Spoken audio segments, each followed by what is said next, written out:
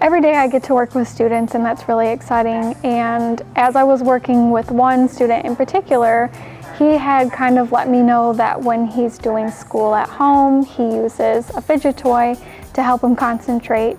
And through that conversation, we were able to figure out how I could supply those through United Way and get the tool to him while working with his teachers so that he was capable of having them in class and using them in a respectful manner that also benefited him.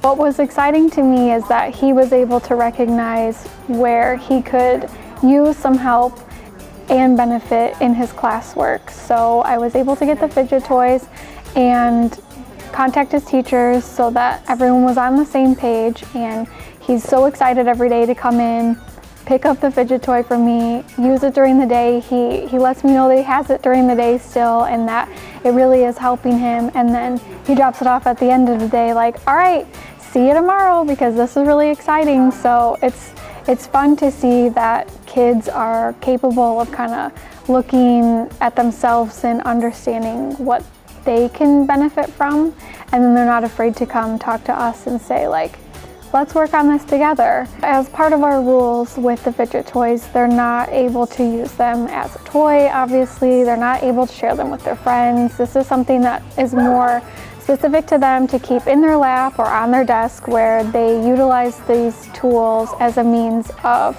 helping concentration. So a lot of these students get easily distracted, especially when there are other things happening in the classroom, other kids talking, even if they're not talking to them. So this kind of helps them concentrate on one thing, which definitely helps them focus their minds on what their tasks are.